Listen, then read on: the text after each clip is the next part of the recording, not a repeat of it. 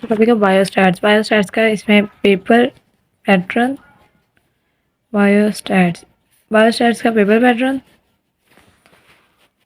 और थोड़ा सा इंट्रो और हिस्टोग्राम के बारे में देखेंगे। बायोस्टैट्स के पेपर में 100 नंबर का पेपर आना, बायोस्टैट्स और मैथ का। ऑब्जेक्टिव 20 मार्क्स की, जिसमें से 12 नंबर के बायोस्टैट्स के सवाल होंगे और 8 नंबर का मैथ्स। और सब्जेक्टिव 80 मार्क्स की होगी, जिसमें से 80 मार्क्स के सब्जेक्टिव में से बायोस्टैट्स का 48 मार्क्स का होगा और मैथ्स का 32 मार्क्स का होगा। सेक्शन 1 जो होगा वो बायोस्टैट्स का होगा। इसमें आएंगे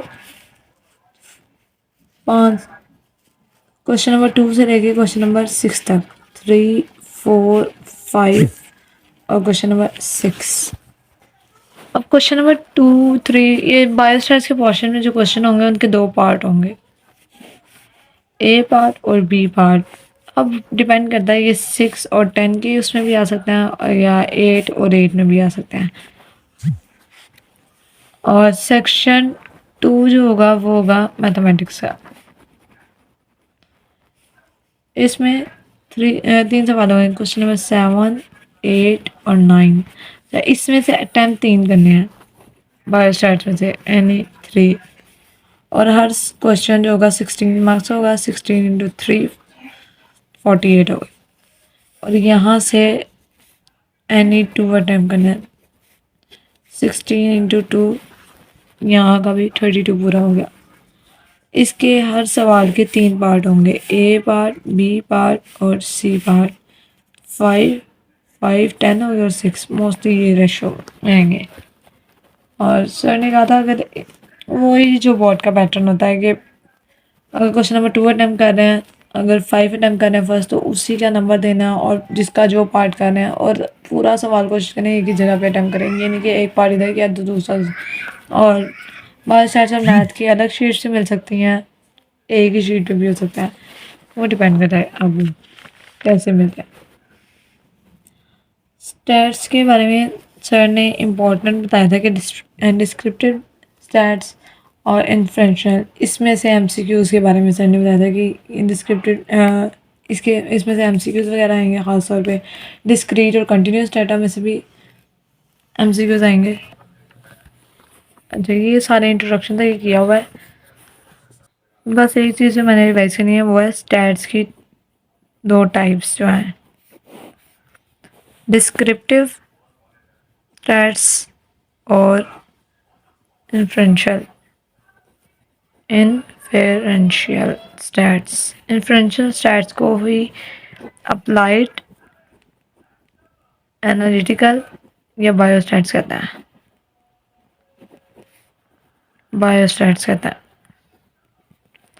डिस्क्रिप्टिव स्टैट्स में ये साइंस और डाटा की सबसे पहले कलेक्शन किया जाता है, science of data collection, data की रिप्रेजेंटेशन, इंटरप्रिटेशन 5 पिलर्स हैं ये स्टैट्स के, data collection, data representation, data interpretation, data analysis और रिजल्ट। और यही डेफिनेशन है डिस्क्रिप्टिव स्टैट्स की। इन्फ्रेंशियल स्टैट्स, अब एक चीज़ होती है हमारे पास पॉपुलेशन और सैंपल। हम पूरी पॉपुलेशन के लेना हमारे लिए कई जगह पे मुमकिन होता ही नहीं है कि हम पूरी पॉपुलेशन का डाटा कलेक्ट कर सकें, तो उस केस में हम सैंपल लेते हैं। अगर हमें ब्लड में एचपी लेवल चेक करना है तो पूरे ब्लड को निकाल के चेक नहीं ना कर सकते, उस केस में कुछ केसेस ऐसे आ जाते हैं जिसमें सैंपल नहीं ले सकते, हम पूरी पॉपुलेशन को नहीं चेक किया जा सकता।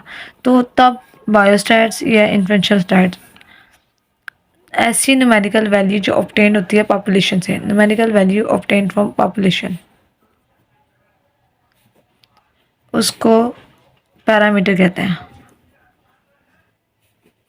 इसको कहते हैं पैरामीटर। पैरामीटर्स रिप्रेजेंट होते हैं म्यू से और सिग्मा, और अगर न्यूमेरिकल वैल्यू ली जाए सैंपल से उसको ही स्टैट्स कहते हैं। Numerical value obtain from sample एक होता वो पॉपुलेशन का ही है। सैंपल क्या है? Part of population which represent the whole characteristics of population. Sample population का ही पार्ट होता है और वो पार्ट होता है जो पूरे सैंपल की कैरेक्टरिस्टिक पूरे पॉपुलेशन की कैरेक्टरिस्टिक को शो करता है। इसको स्टैट्स कहते हैं। ये मीन से और स्टैंडर्ड डेविएशन इन चीज़ों से रिप्रेजेंट किया जाता है स्टैट्स के। अब स्टैट्स को कई लोगों ने डिफाइन किया, science of averages, science of counting, science of data. Influential stats की डेफिनेशन ये है, अगर parameter of population is equal to stats of sample,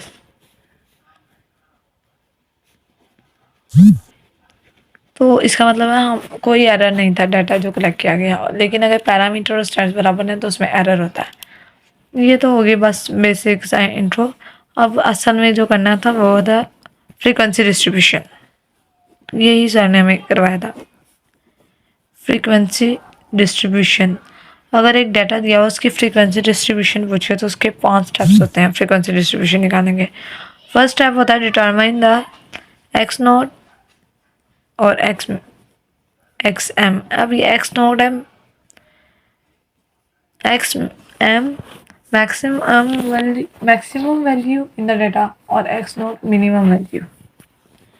ये मिनिमम वैल्यू है और ये मैक्सिमम वैल्यू। पहला स्टेप ये है। दूसरा स्टेप है रेंज फाइंड की जाती है। रेंज किसके बराबर होती है? मैक्सिमम वैल्यू ऑफ डाटा में से मिनिमम को निकाल दिया जाए तो ये रेंज आ जाती है डाटा की। थर्ड स्टेप होता है ग्रुप्स या क्लासेस फाइंड की जाए। 1 की कितनी बनी है? 1 + 3.3 log ऑफ n। इसको अंदाजे से भी बनाया जा सकता है, लेकिन कई ऐसे डाटा आ जाते हैं उनमें समझ ही नहीं आ रही थी कि कैसे बनाए, तो फिर और वैसे भी लेकिन इतने 6 नंबर का या 10 नंबर का सवाल होता है तो स्टेप बाय स्टेप चलना पड़ता है। फोर्थ स्टेप है class interval. h is equal to class interval, h class interval है, is equal to range over groups. ये रेंज है। और लास्ट 5th स्टेप है, अब टैली मार्क्स लग जाएंगे और फिर टैली मार्क्स लगा के उससे जो मर्जी निकाले जाए, मीन मीडियन मॉड, वो हमने पीछे सीख चुके हैं, या हिस्टोग्राम। अच्छा, अगर क्वेश्चन आता है right the frequency distribution of following data and also the histogram. Frequency distribution और हिस्टोग्राम ड्रॉ करनी हो किसी डाटा के। हिस्टोग्राम ग्राफिकल रिप्रेजेंटेशन होती है, ये फ्रीक्वेंसी को यूज़ करके की जाती है। डाटा दिया हुआ 2, 5, 6, 9, 13, 14, 20, 30, 29, 28, 26, 13, 17, 18, 9, 10, 11, 29, 28, 27, 14, 13, 11, 6, 9, 5, 4, 21, 22, 24। अब इसमें वो कैलकुलेट की जाएंगी एक्स नॉट। मिनिमम क्या है? मिनिमम 2 है और मैक्सिमम 30 है। स्टेप नंबर 1 हो गया। Step number 2 range. X maximum से मिनिमम को माइनस करना है। 30 - 2 ये आ गया 28। अब स्टेप नंबर 3 ग्रुप्स निकालने हैं। 1 + log of 1 + 3.3 log of n total number of values, ये काउंट करने 30 है। 1 + 3.3 log ऑफ 30 सॉल्व करेंगे तो 5.87। ये अप्रोक्सीमेटली हमने लेना होता अंदाज़ा कि ग्रुप्स कितने बनेंगे। ग्रुप 5.87 तो नहीं ना हो सकते, ग्रुप तो पूरा होल नंबर ही होता है, तो ऑलमोस्ट 6। फोर्थ, इंटरवल, क्लास के दरमियान इंटरवल कितना रखना है, तो R/G 28/6। इंटरवल 4.67 आ रहा है, लेकिन इंटरवल भी पूरा होल नंबर होता है, तो ये ऑलमोस्ट 5। अब यहाँ पर ग्रुप्स इधर फ्रीक्वेंसी,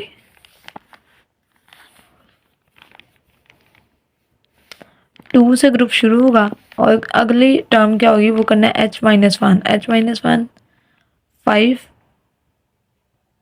H-1 H क्या है 5 है, और -1 उसको किया तो 4 आ गया, तो 4।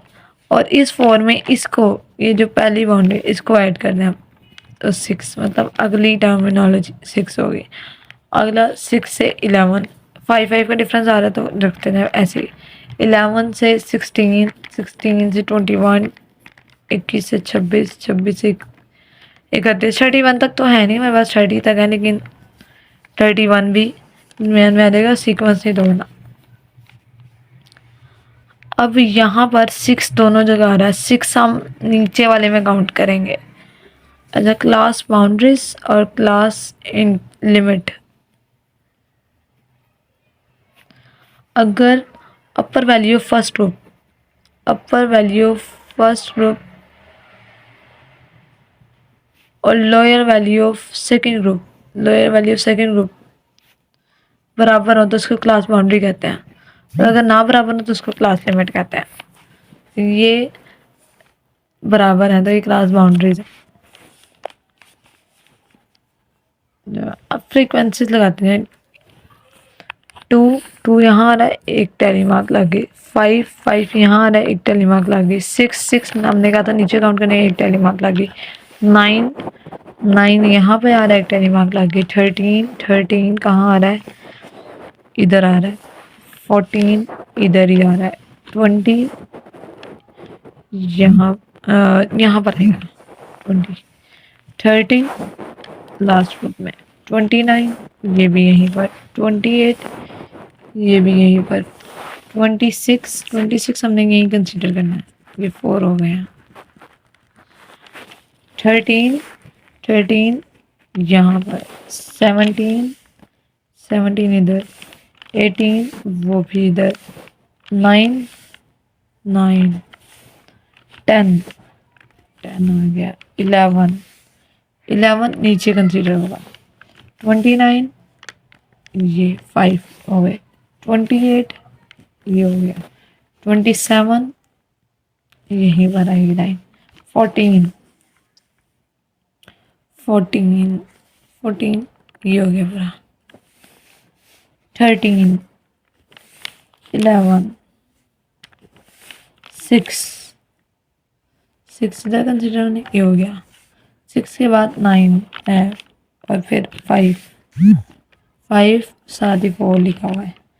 21 22 और ये 24। लगे ये सम आ गया इसका।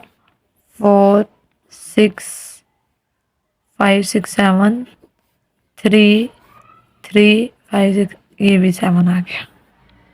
अब हिस्टोग्राम बनाना है। हिस्टोग्राम कैसे बनेगा, यहाँ पर वैसे ग्राफ पेपर पे सही बनते हैं। 1 2 3 4 5 6 बनने हैं ये। 2 6 11 16 21 26 और ये 31 हो गया। इसके कैसे बन सकते हैं, 7 तक है तो 1 से शुरू करेंगे। 1 2 3 4 5 6 7 अगले पेज पे बनाएंगे यार। अब बन गए हैं। 2 से 6 ये 4 तक आएगा। 2 से 6 4 तक। ये बिल्कुल इक्वल रखना है, मैं ऐसे सही नहीं बना ये ग्राफ पेपर पे सही बनना था। 6 और 11 के दरमियान 6 पे आएगा। अच्छा मैं ग्राफ पेपर ढूंढती हूँ, मिल जाता था। 11 और 16 के दरमियान वाला 7 पे आएगा। 7 यहाँ आ गई है मेरे पास।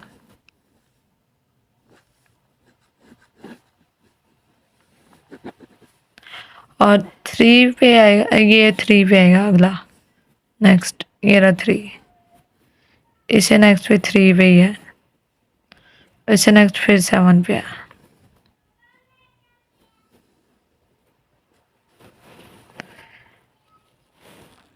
वैसे आमतौर पर किसी भी डाटा में जो मैक्सिमम फ्रीक्वेंसी है वो रिपीट नहीं होती, तो इसको हम 7 नहीं करते, इसको 6 कर देते हैं। डाटा में चेंजिंग कर देता है तो 6 कर देता है।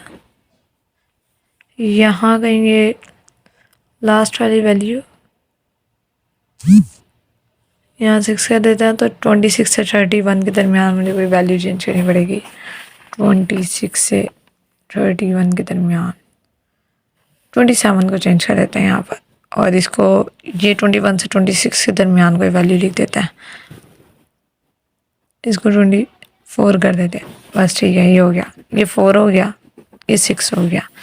इसको 6 तक, क्योंकि मैक्स जो हमारी उस तक है ना, हमारी स्टेज तक वो ऐसे ही चलेंगे। और ये 4 हो गया। इस केस में अगर मीडियन निकालना हो तो जो सबसे बड़ा होता है, जिसकी सबसे बड़ी ज़्यादा हाइट होती है, उसको इस पॉइंट से लेके इस पॉइंट तक, इस पॉइंट से लेके इस पॉइंट तक, ये यहाँ तक, और ये जिस पॉइंट पे क्रॉस करे ये इसका, ये ऑलमोस्ट ये रेंजेस लगी होती हैं उस पर, तकरीबन ये 12-13 होगा, तो ये इसका मीडियन है इसका ग्राफ का। मुझे अपने दराज से एक ग्राफ पेपर मिल गया, मुझे नहीं ये दोबारा कोई मैट्रिक के बाद यूज़ होगा। खैर मैंने इस पर लाइन ड्रॉ कर ली है 1 से लेके 7 तक, ये फ्रीक्वेंसीज, और यहाँ पर क्लास बाउंड्रीज लगानी है। क्लास बाउंड्रीज मतलब शुरू में थे ना 2, 6, 11, 16 ये वाले नंबर्स, ये सारे लिख रही हैं। अब जो फ्रीक्वेंसी हमने लगाई है उसके मुताबिक ये बना लेते हैं। 2 और 6 के दरमियान 4, 2 और 6 को 4 तक लेके जाना है। मैं किसी और चीज़ पर रखती हूँ। अभी यहाँ पर लाइन 2 और 6 के दरमियान 4 तक लेके जानी है। ये सारा काम मैं अभी सिर्फ ड्रॉ कर लेती हूँ, मैं बाद में इसको ड्रॉ करती हूँ, अभी मार्किंग्स लगा लेती हूँ। और जो अगली है 6 से 11, वहाँ पर 6 तक जानी है, और उससे नेक्स्ट 7 तक, नेक्स्ट वाली 6 तक आ गई।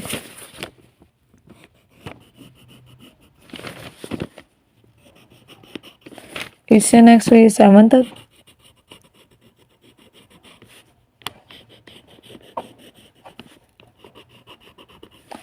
उसके बाद है 3, 4 और 6। 3,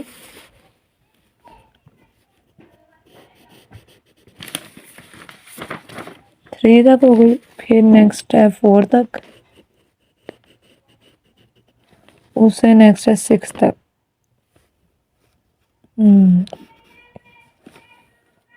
नेक्स्ट है 6 तक। लगे मैं एक दफ़ा इसको कंप्लीट करना। ये हमारा डाटा से प्रिपेयर हिस्टोग्राम है, मैं लाइन्स लगानी है। अब ये जो मैक्सिमम, अगर इसका मीडियन निकालना हो, जो मैक्सिमम वाला है ना, इसके 2 पॉइंट्स को ले लेना। अच्छा ये 1 स्केल जो है वो मेरा 1 बिग स्केल जो है वो इज इक्वल टू 5 के एक्स एक्सिस के अलोंग, तो स्मॉल स्केयर होगा 0.5, और अगर वाई एक्सिस वाला स्केयर मैं लेती हूँ तो वो मैंने लिया big square, 1 big square is equal to 1 big square 1 के बराबर है, तो एक स्मॉल स्केयर 0.1 के बराबर होगा, क्योंकि एक बिग स्केयर में स्मॉल स्केयर 10 होता है, तो जो भी ये 1 बिग स्केयर होते हैं इसकी वैल्यू को 10 से डिवाइड करते हैं तो 1 स्मॉल स्केयर में आ जाता है। ये इसलिए निकाला है क्योंकि यहीं से हमने वो कैलकुलेट करना मीडियन। इसके साथ एडजेसेंट जो ये यहाँ पर 1 है और ये वाला एडजेसेंट, इसके कॉर्नर्स को मिला देना है। मैंने स्केल से इन दोनों लाइंस को मिला दिया। दोनों लाइंस एक पॉइंट पे एक लाइन के नज़दीक इंटरसेक्ट किए हैं। अब इस लाइन को अगर मैं टेंजेंट गिरा दूँगी, मतलब इस लाइन से अगर हम यहाँ आते हैं, देखते हैं कौन सी है। 1 2, यहाँ पर 2 है, 11 और ये वैल्यू एग्जैक्टली 12 है। मतलब इसका इस डाटा, ये जो गिवन डाटा है, इसका मीडियन 12 है। फार्मूला के जरिए करने की कोशिश करें तो देखते हैं। L plus H over F into N over 2 minus C cumulative frequency. Cumulative frequency अभी हमने निकाली नहीं थी। कम्युलेटिव फ्रीक्वेंसी यहाँ पर 4 4 प्लस 6 10 10 प्लस 7 17 17 प्लस 3 ये आ गई 17 प्लस 3 20 20 प्लस 4 24 24 प्लस 6 30। ठीक है, ये आ गई कम्युलेटिव। ये मॉडल ग्रुप ये सिलेक्ट हो गया क्योंकि इसकी मैक्सिमम फिर और कम्युलेटिव फ्रीक्वेंसी एक ऊपर वाली सी ये आती है। L lower class boundary selected group, तो ये 11 है। H class interval 5, highest frequency 7, N over 2 30 over 2 minus C 10 है। तो ये 11 प्लस 5 ओवर 7 इंटू 30 ओवर ये 15 हो गया। 15 माइनस 10 इंटू 5। ठीक है, तो यहाँ पर आंसर आ रहा है 14.5। हमारा आंसर है ग्राफिकल मेथड में 12। वैसे 14 तो प्लस माइनस 2 3 चल जाता है। मतलब हमारा जो हमने ग्राफ बनाया वो एक्यूरेट बनाया है, काफ़ी वो ठीक बनाया है और निकाला भी सही है। ग्राफिकल मेथड में निकलता ही है प्लस माइनस 2।